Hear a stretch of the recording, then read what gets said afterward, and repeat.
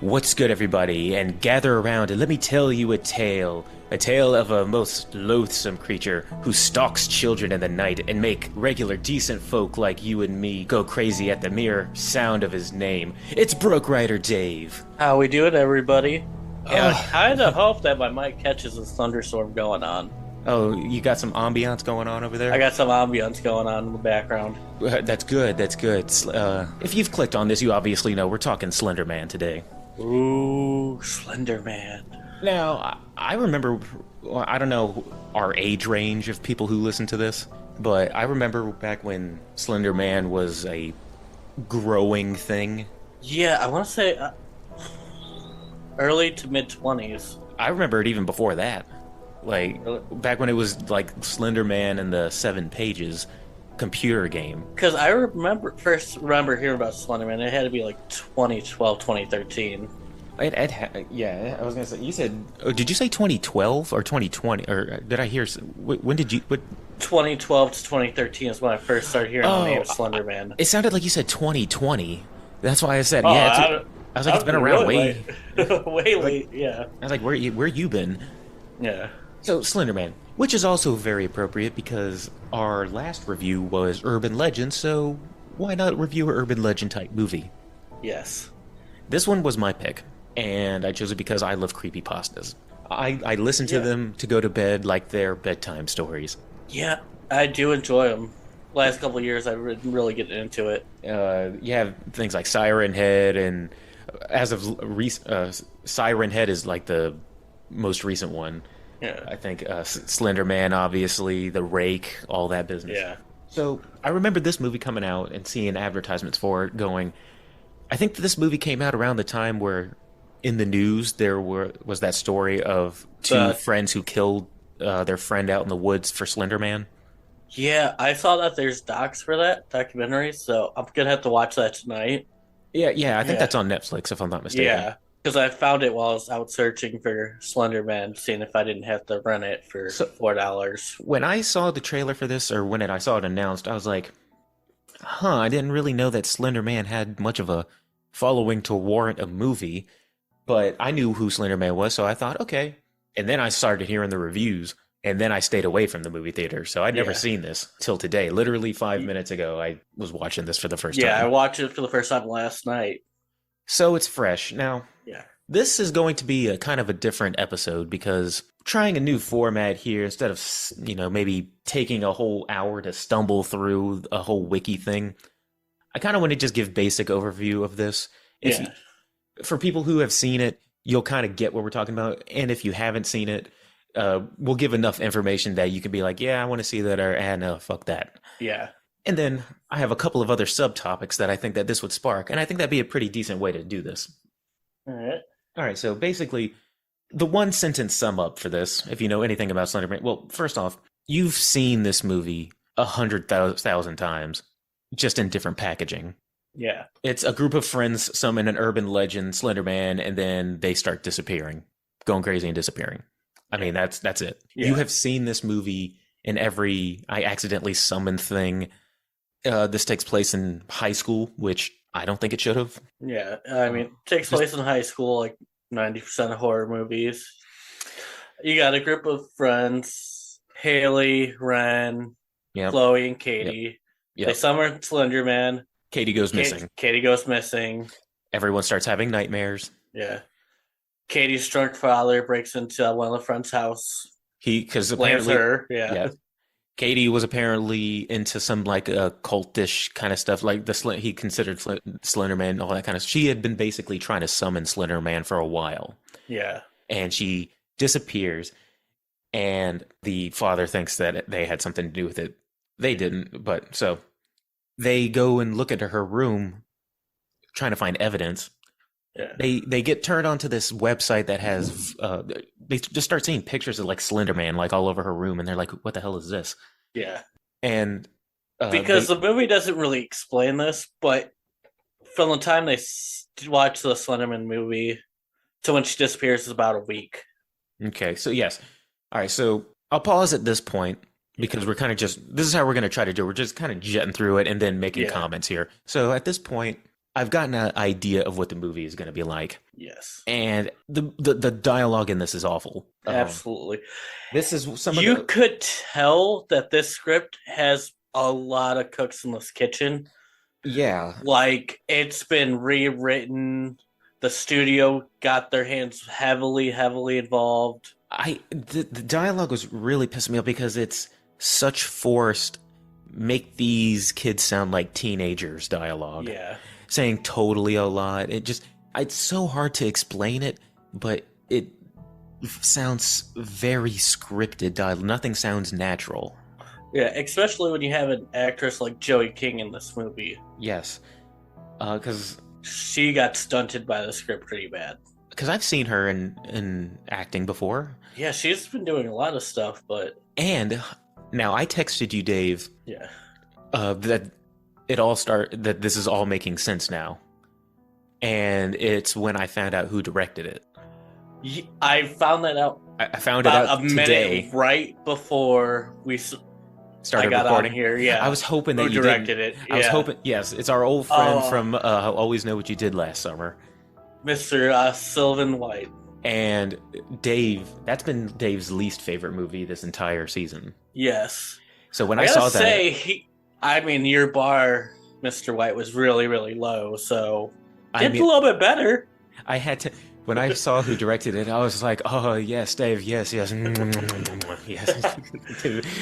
I was like, "This makes so much sense now because the dialogue in I'll Always Know What You Did Last Summer also sucked." Yeah, this was not as bad though. I don't know. I feel about the same. So right now, everybody's getting like these visions of Slender Man. Everyone's starting to kind of go crazy, which is what Slender Man. The reason why they summoned Slender Man in the first place was that this was forced to. The whole initial kickoff was pointless because they just summoned Slender Man because they heard some boys from another party were summoning Slender Man over on their party that they had. Yeah. All right, so their friend goes missing. Through some Slender Man lore, they find out that they have to sacrifice something that they love in order to bring her back. So they go out into the forest, and they have, like, somebody brings a picture of her and her dad. Another person brings a... Can I stop here? Yeah. I just want to point out one thing that I actually kind of like. What's that? Really good filming here. Is when they're finding out the lore and they're going through Katie's laptop. Mm-hmm. If you look in the background... Mm-hmm. The shadow starts to grow like Slenderman's watching him. I was like, that is great right there. Yes, that was a good shot. I'm glad you brought that up because there are one or two decent shots in here. Yeah. But they overdo it on trying to be artsy sometimes when they need more when they need to pull back and do smaller, more pulled back scenes, like you just see like a shadow move in the background, quiet, no audio, no music or anything. Stuff that you have to like kind of look at. And I think this film would have been a lot better had it been found footage. I thought the same thing because I was thinking, because we get some found footage in the movie when they're doing their research on Slender Man. Yeah. And well, the dialogue in a lot of the found footage that they watched was a little bit worse than the actual dialogue. It's throwaway dialogue, basically. It's, oh my god, I'm scared. Oh my god, what was that kind of stuff. Yeah. But I couldn't help but agree. And I think that a lot of people would probably have compared it to like the Blair Witch Project if it was like found footage out in the woods kind of thing. But you could have made it original enough that it would. It would have benefited from being found footage. Yeah. Yes, I totally agree. That way you could have played with restrained shadows and stuff like that. Because when the CG comes in on this, whenever you see Slender Man and whenever they get their fear.com style hallucinations. Oh my god. What was it? Hallie said a line, and it just took me back to watching Fear.com. Yeah. They failed to bring their friend back because they tried to sacrifice some material things, didn't work. But another one of the girls gets caught by Slender Man. She starts going crazy. Yeah.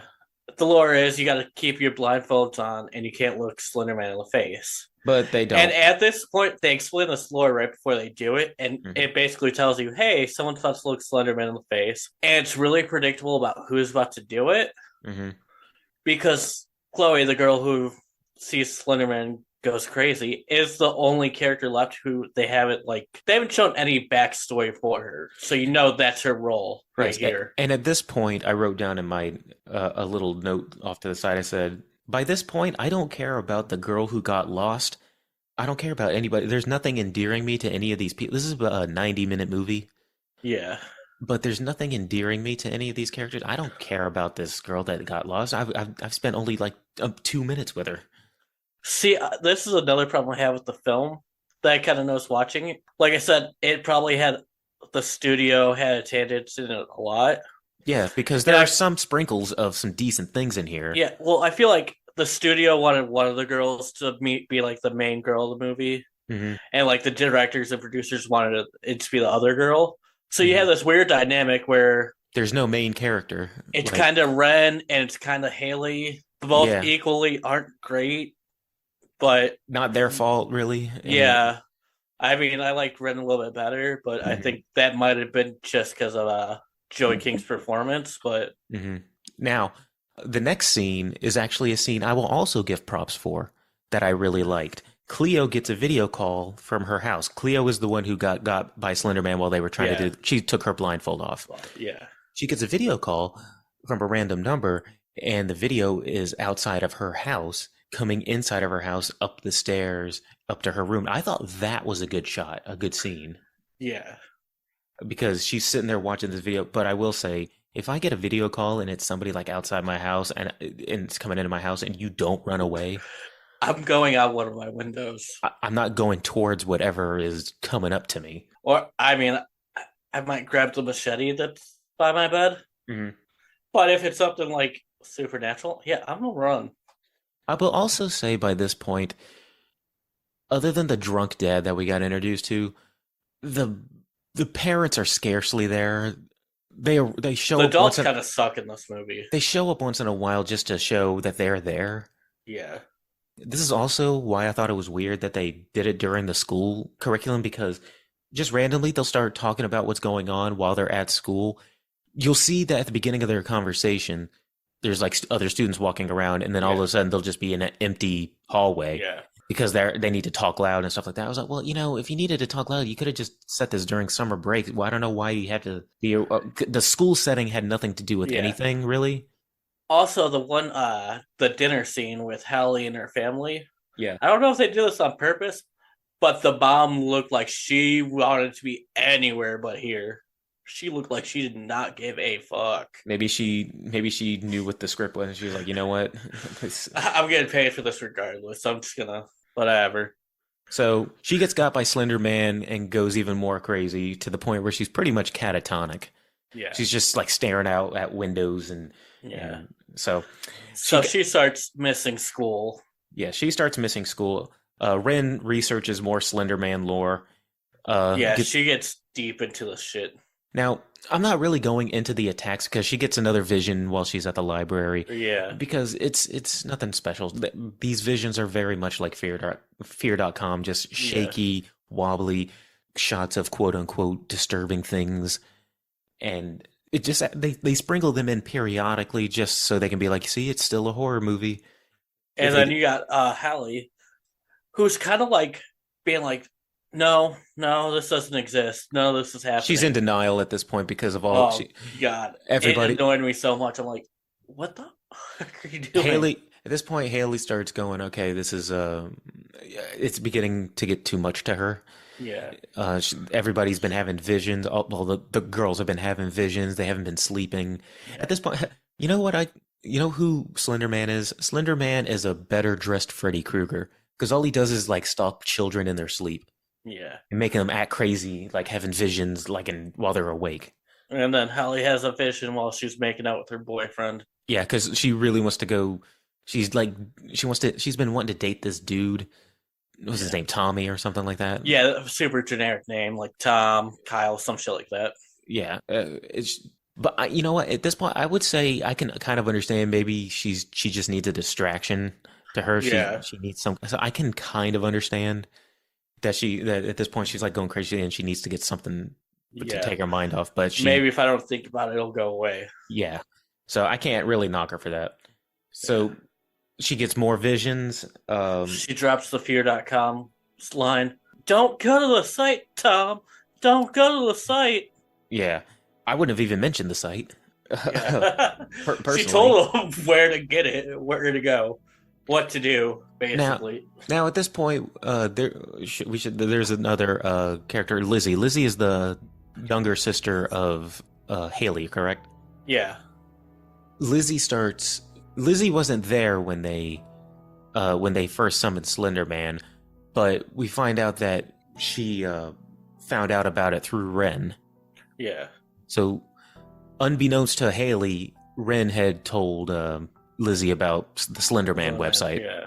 So now Lizzie is starting to have panic attacks and visions to the point where now she's like catatonic and in a hospital. Yeah, going to the hospital. More visions, sprinkled in.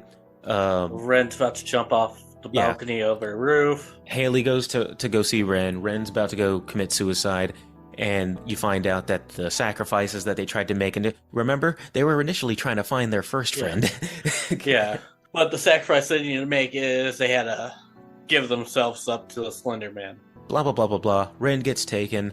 Yeah. Haley gets taken. Lizzie comes out of her catatonic state. Movie's over. Yeah. All right, so yes, I jetted through this because it really is very generic. It's a very generic, we summoned something and it's stalking us movie. Yeah. I've seen a million of these. I'm trying to think of one. Just like any kind of just urban legend we didn't know, or we played with this Ouija board and now we're getting stalked by an entity kind of thing. Yeah, there's a lot of movies coming out in like the 2014 to like 2018 time that was like that. You had the Ouija movie.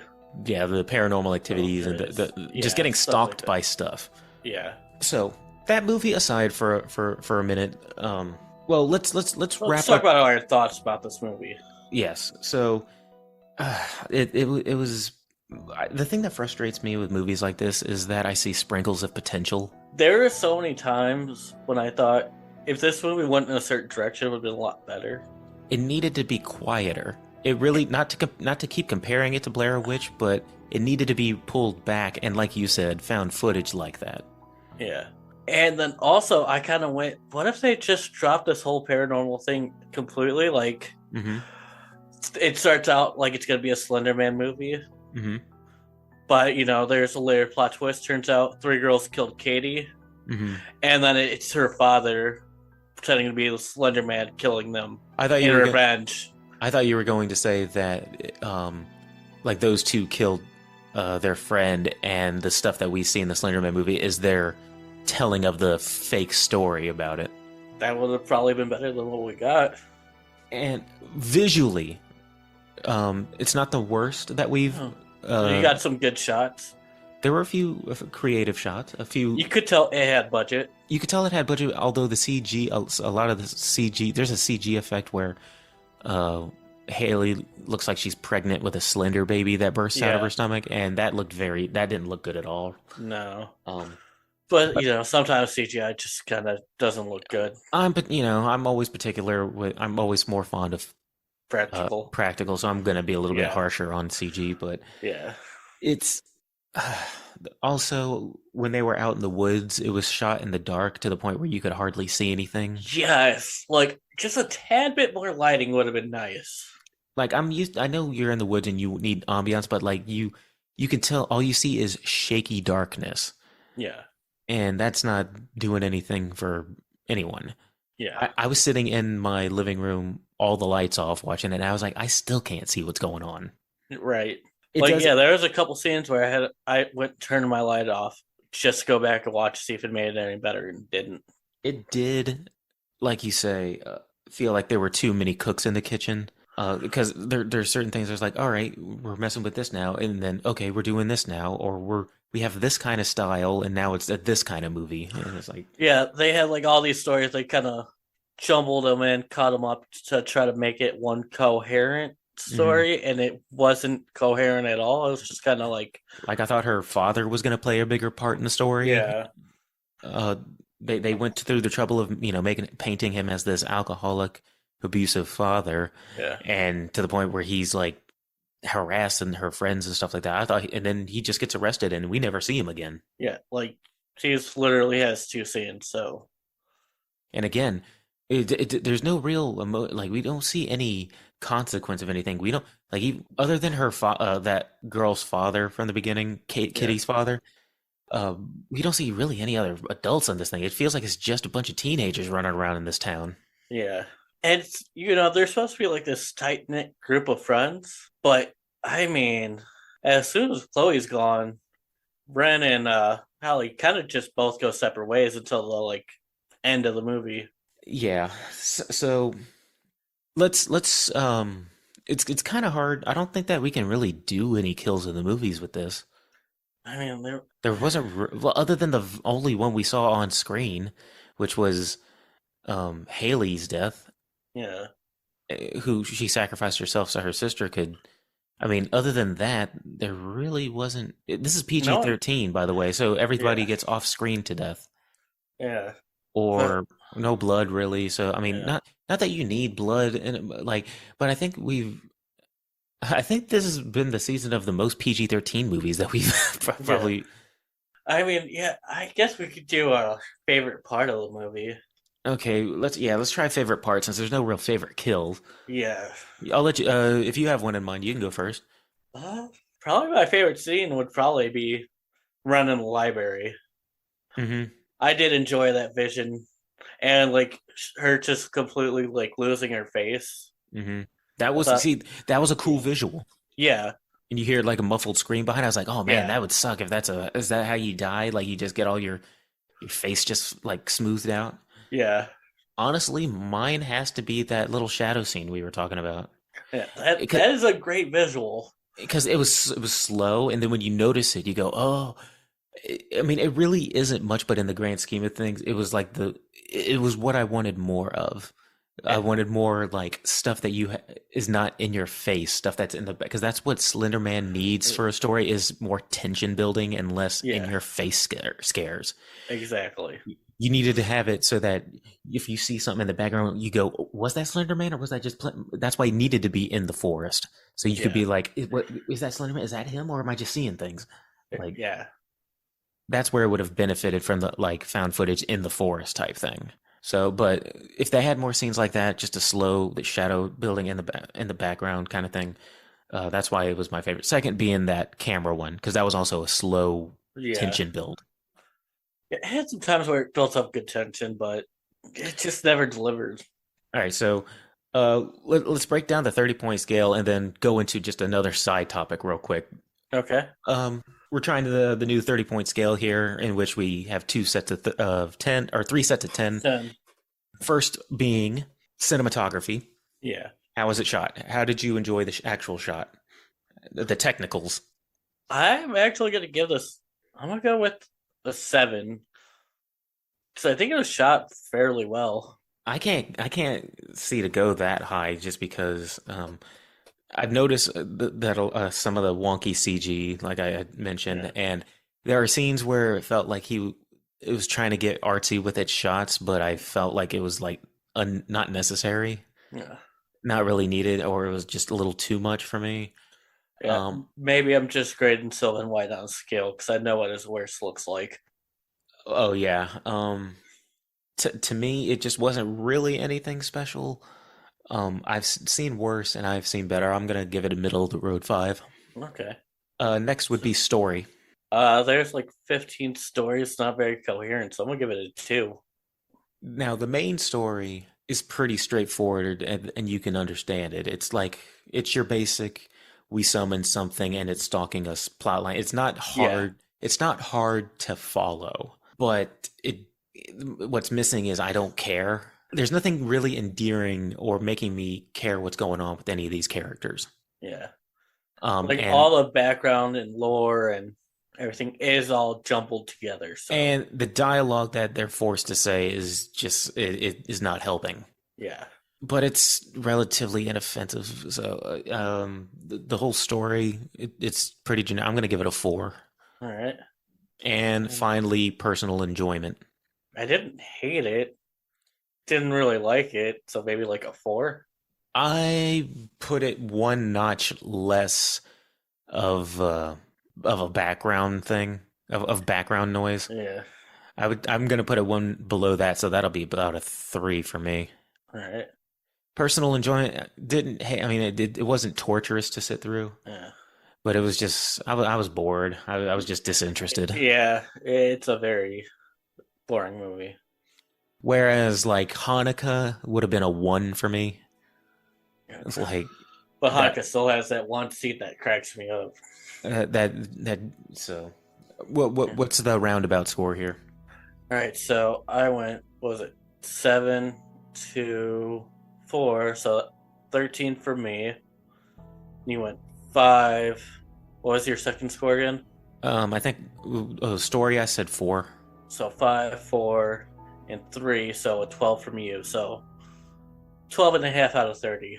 Okay, Yeah.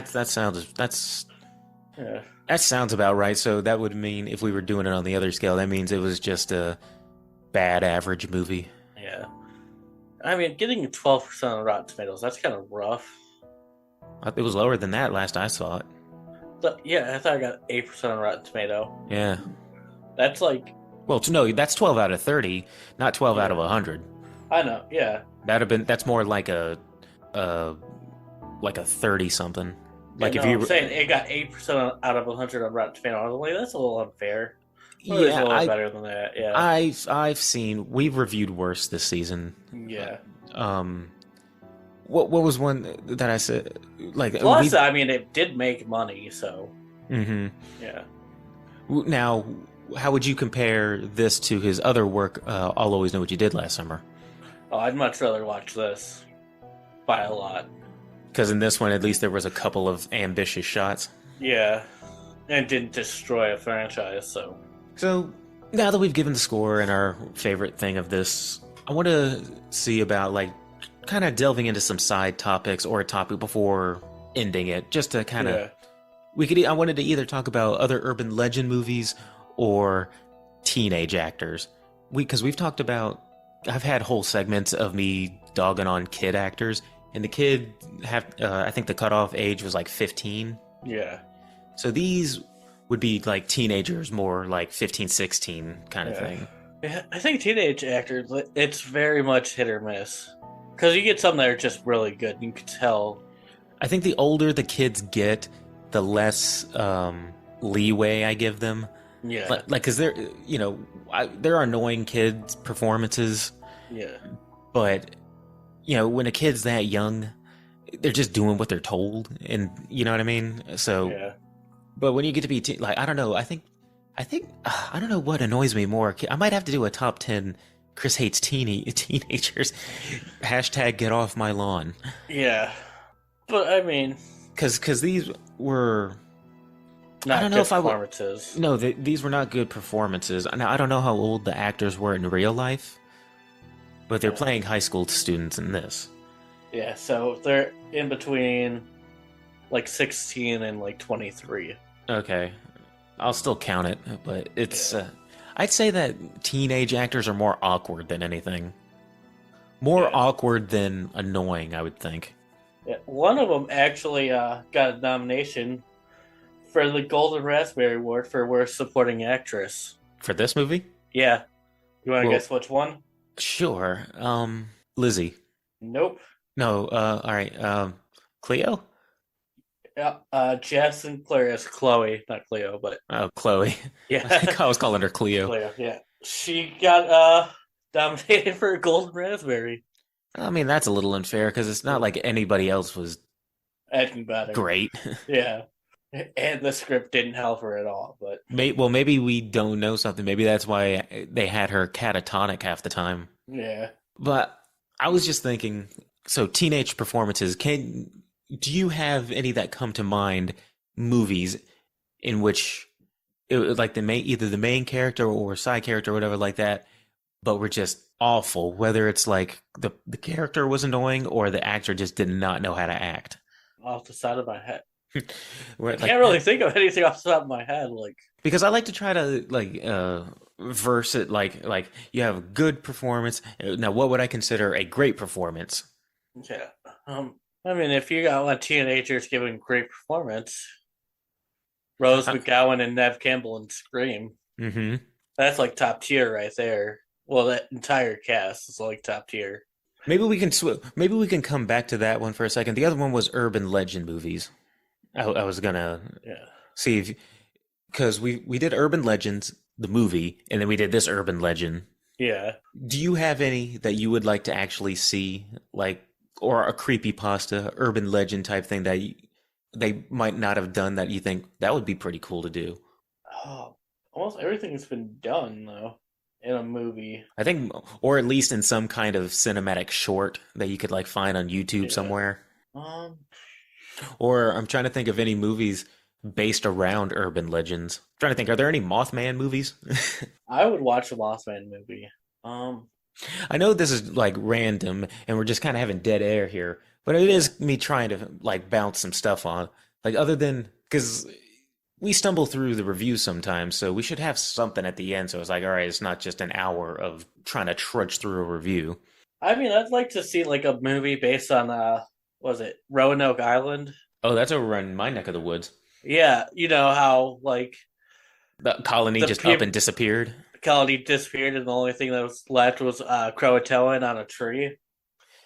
Oh man, you mentioned my neck of the woods. I wasn't even thinking of something like that. That would have been that would be because you could pretty much make it anything you want. Yeah, because no one knows what happened to the colony, so you have an open playbook with what you do with that colony. I mean, they have a thing on American Horror Story Roanoke. Oh, all right. I'm sorry, I didn't mean to take the wind out of your sails, but they haven't made an actual movie though. Yeah, I haven't seen Pet. I think I watched like the first three episodes of like Hotel, and they haven't watched since. So Oh, well, you should check far out. back in American Horror Stories. Um, trying to think if there's any. Oh, well, you know what? Have you ever? You say you listen to creepypastas. Yeah. I wouldn't mind seeing the Russian sleep experiment into a movie. Oh man. Yes. I've heard audio like recordings or audio stories and stuff like that where they kind of put some audio to it, like you hear people going crazy in the back. I think Yeah. that would be a really creepy movie. Yeah. I forgot who the book's by, but someone wrote a book like that. That's about. It's kind of like a fiction book about the Russian sleep experiment. Hmm. I actually have the book, but I don't remember who it's by. I don't going up and getting it, but yeah, there's an author who does that. Like he writes books about like all these urban legends in like a fictionalized way. Or there's also, have you heard Trevor Henderson? No. He created Siren Head. Okay. And if you go type in Trevor Henderson on Google, he has all of these different kind of like creature creations that he makes off the top of his head that are just really creepy, like very Slenderman-esque Yeah. and very out there. I wouldn't mind seeing. Oh, Jeremy Bates is the Okay, author I was thinking of. Jeremy Also, Bates. yeah, there's this island off the coast of Mexico. It's called Doll Island. Hmm. It's literally just an island with a bunch of strung up dolls. Oh, I know about that one. Yeah, I think I've heard of that one. yeah, I saw it on Ghost Adventures. I think that'd make a really good movie. Apparently, over in my neck of the woods, there are two urban legends that I know about. Over in my area, there's one of a drowned little girl off of a road called Elbow Road, Okay. which is a very narrow road that doesn't have any kind of like. There's ditches on either side, and people like crash into them like all the time. Yeah. And near it is a lake. Apparently, if you go to a certain spot at midnight and you look at the ground, you're supposed to see like footsteps going towards you, and that's like the ghost of the little girl that drowned in like the nearby lake. Huh. Be interesting. I'm not saying to make a movie about that. I was just, Yeah. it was just a thought that came to my mind, since we're on the subject and all. Yeah. I mean, yeah. I don't really know how the kind of be sad going into that backstory. So of a drowned girl, but Oh, I wasn't trying to. Fear.com tried, did not And work. it did not work. Yes, like they've tried. It can't be done. You can't do a little girl drowned story. It just spells disaster. Yeah. Um, Well, that is. What did I say that we were going to try to do? We need a catchphrase at the end of these things. That's another one. That's another movie dissected, zipped up in the body bag. Toss it with the others. yep, I hope you guys enjoyed. What's What? up? Yeah. Oh well, we have to say what our next movie is going to be, Dave. Oh yeah. You're about to go. You were about to. That wasn't the final one. We got one more left in the chamber. One more. One more left in the chamber, and Dave, this was yours. You want to go ahead and tell us what we're going to be watching? We are going to be watching Soul Survivor. I believe it's directed by Wes Craven. Is there any rhyme or reason to why you picked that one? Or is it just because you saw Wes Craven, or did you do what I did and just try to look up a list of... It's not directed by Wes Craven, wrong. I was looking at the wrong movie, but mainly because it has Eliza Dushku in it. Mm-hmm. And I was like, oh, she's pretty decent, so maybe this movie won't be that bad. But also, it scores on Rotten Tomato are pretty... got a 4%. So as of right now, of the 5 that we reviewed, where would you rank Slenderman in the 5 that we reviewed? Okay, so... Give me your list, going from top to bottom. Top is what I like the most? Yeah. Okay, so I'm going to go Urban Legend. Mm-hmm. And then probably Slenderman. And then... what was it? We had House of the Dead. And I'll Always Know. I'll Always Know What You Did Last Summer. What was the first one we did? Idle Hands. Idle Hands. Okay. Oh, I forgot about Idle Hands. Idle Hands is my top one. I'm gonna go Urban Legends, Idle Hands, Slenderman, House of the Dead, I'll Always Know What You Did Last Summer. That's about my list, except for I would swap Idle Hands and Urban Legend. Yeah. Idle Hands just makes me feel good. It just makes me smile when I think about that era. Now we gotta find out where Soul Survivor goes. And then that'll be a whole nother season wrapped up. Yeah. I think we'll probably have 1 or 2 other ones after this. But... trying to get a panel together if we can. Got a upcoming giveaway. Got to promote that, and then that'll be another season down, and we got to start planning for the next one because we do not stop working over here. We're always planning. Always planning. Yeah, and always trying to kiss Shutter's ass until we get that sweet Shutter money. That Shutter cash. Yeah. Please, Daddy Shutter, do the right thing. Sponsor us for season 5. You guys have the best deals, the best deal when it comes to streaming. I've been singing your praises all over the place. Come on now, do what's right. Just sponsor this podcast. Just sponsor it, please. I'm begging you. But in the meantime, this has been Body Bag Podcast. I've been Chris Thomas, and with me, of course, Broke Writer Dave. Have a good week, everybody. Hey, everybody. Thanks for listening to Body Bag Podcast. Be sure to like and subscribe and leave us a comment as to what you'd like to hear us review, or any horror movie topics you'd like to hear us rant and rave about. And while you're at it, you can find us on Twitter at BodyBagPod and on Instagram at BodyBagPodcast. Thanks, and we'll see you next time.